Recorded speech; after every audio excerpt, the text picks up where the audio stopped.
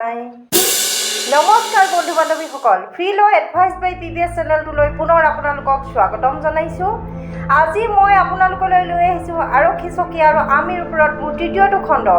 এই খণ্ডত আমি জানিম জেনেৰেল ডায়েৰী আৰু কেছ ডায়েৰী আৰু FIRৰ মাজত কিবা পাৰ্থক্য আছে নেকি, অভিযোগ মানেনো কি বা এণ্ট্ৰি মানেনো কি, এই বিষয়ে জানিম আমি সকলো। আহক জানোচোন সকলোৱে সহজ ভাষাত আইন। যদি আপোনালোকৰ মোৰ এই প্ৰচেষ্টাটো ভাল লাগিছে তেতিয়াহ'লে মোৰ এটা ইউটিউব চেনেল আছে ফ্ৰী ল এডভাইচ বাই PBS। পাৰিলে আপোনালোকে ছাবস্ক্ৰাইব কৰিব, ভিউজ কৰিব আৰু জানিব আইনৰ সৰু বৰ সকলো কথা সহজ ভাষাত। জেনেৰেল ডায়েৰী GD বা ষ্টেচন ডায়েৰী বা ৰজানামচা বুলি ক'লে সাধাৰণতে আমি CRPC ফৌজদাৰী আইনৰ অধীনত ধাৰা 44 দিয়া আৰক্ষী থানাত প্ৰতিজন বিষয়াৰ কৰ্তব্য হ'ব সাধাৰণ ৰূপত এখন ডায়েৰী ৰখাটো, যিটো সময়ে সময়ে ৰাজ্য চৰকাৰে নিৰ্ধাৰণ কৰিব আৰু প্ৰচণ্ডৰ সকলো অভিযোগকাৰীৰ নাম, গ্ৰেপ্তাৰ কৰা ব্যক্তিৰ নাম, তেওঁলোকৰ বিৰুদ্ধে থকা অভিযোগ বা অপৰাধ, তেওঁলোকৰ হাতৰ পৰা বা অন্য ধৰণে লোৱা অস্ত্ৰ-শস্ত্ৰ বা সম্পত্তি আৰু যিসকল সাক্ষীক পৰীক্ষা কৰা হ'ব তেওঁলোকৰ নাম লিপিবদ্ধ ৰখা।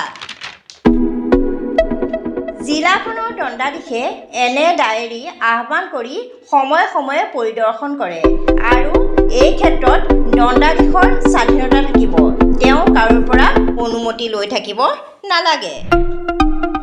কেছ ডায়েৰী বুলিলে আমি গোচৰৰ ডায়েৰীক বুজোঁ।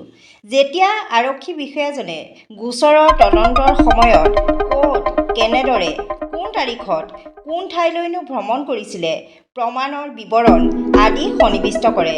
তদন্তৰ সময়ত বা আদালতত বিচাৰৰ সময়ত সহায় কৰিবলৈ এই ডায়েৰী ব্যৱহাৰ কৰা হয়।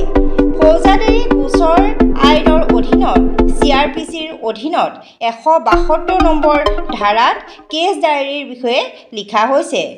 যদিহে তদন্তকাৰী বিষয়াজনক কেতিয়াবা সাক্ষী হিচাপে ব্যৱহাৰ কৰে তেতিয়া তেওঁ উপস্থাপন কৰিবলৈ তেওঁৰ ডায়েৰীখন স্মৃতিশক্তি ধৰি ৰখাত সহায় কৰে আৰু এই উদ্দেশ্যে কেছ ডায়েৰীখন তৈয়াৰ কৰা হয়। FIR ফাৰ্ষ্ট ইনফৰমেশ্যন ৰিপৰ্ট প্ৰথম তথ্য প্ৰতিবেদন হৈছে আৰক্ষীয়ে যেতিয়া কোনো চিনাক্তকৰণযোগ্য অপৰাধ সংঘটিত কৰাৰ বিষয়ে তথ্য লাভ কৰে তেতিয়া সেই তথ্যৰ আবেদন বা প্ৰতিবেদন হিচাপে FIR দাখিল হয়।